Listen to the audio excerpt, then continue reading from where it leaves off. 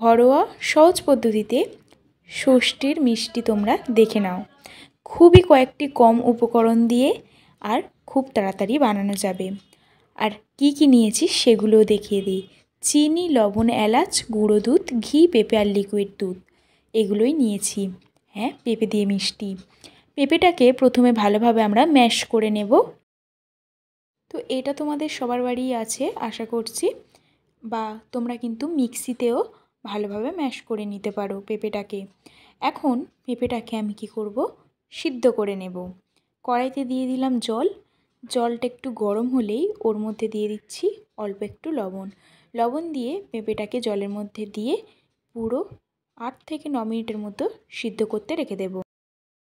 তো 9 থেকে 10 মিনিট পর পেঁপেটা ভালোভাবে যখন সিদ্ধ হয়ে আসবে, তখন আমরা একটা ছাঁকনিতে পেঁপেটাকে দিয়ে পেঁপের জলটা বার করে নেব।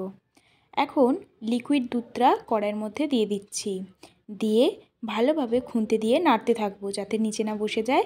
এখন দিয়ে দিচ্ছি 1 বাটি গুঁড়ো দুধ। গুঁড়ো দুধটা দিয়েই এর মধ্যে দিয়ে দেব কয়েকটা এলাচ ভালোভাবে ফাটিয়ে, দিয়ে আস্তে আস্তে এটাকে কিন্তু আমরা নাড়তে থাকবো। তার মধ্যেই 2 চামচ চিনি আমরা এর মধ্যে অ্যাড করে দিলাম, দিয়ে ভালোভাবে ঠিক এমনভাবে আমরা মাখা মাখা করে নেব, একদম যাতে এটাকে গোল করে সন্দেশের আকারে বানিয়ে নেওয়া যায়। এখন একটা পাত্রে এটাকে আমরা নামিয়ে নিলাম, এটাকে ঠান্ডা হতে দেব। কড়াইয়ের মধ্যে দিয়ে দিলাম 1 চামচ ঘি। আর যে পেঁপেটা আমরা জল ঝরতে দিয়েছিলাম সেটাকে ভালোভাবে আরও চিপে নেব যাতে জলটা একদমই বার হয়ে যায়।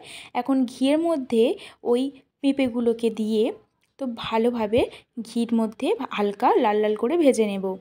নিয়ে এখন আমরা এর মধ্যে দিয়ে দিচ্ছি 1 বাটি চিনি। 1 বাটি চিনি দিয়ে আবারও নাড়তে থাকবো। যখন ভালোভাবে চিনিটা গলে যাবে তখন আমরা এর মধ্যে দিয়ে দিচ্ছি কয়েকটা এলাচ, দিয়ে আমরা এর মধ্যে দিয়ে দেবো অল্প একটু ফুড কালার।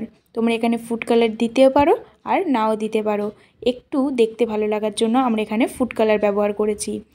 দিয়ে আবারও আমরা এটাকে কিন্তু ভালোভাবে নাড়তে থাকবো, নেড়ে একদম শুকনো করে নেব।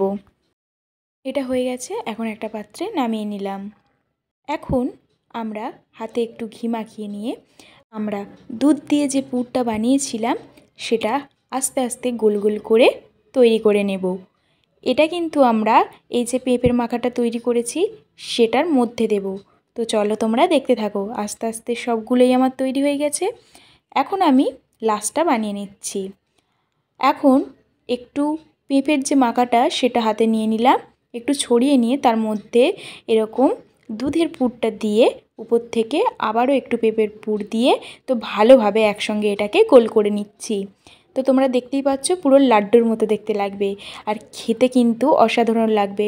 তোমরা বুঝতেই পারবে না এটা পেঁপে দিয়ে তৈরি, নরম তুলতুলে আর ভিতরে দুধের পুর দেওয়া, খুব খুব খুব সুন্দর লাগবে।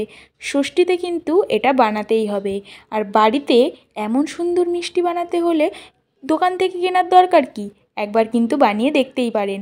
আর আশা করছি খুব খুব খুব ভালো লাগবে। সব মিষ্টিগুলো আমার বানানো হয়ে গেছে, এখন তোমাদেরকে একটা ভেঙে দেখাই কেমন হয়েছে।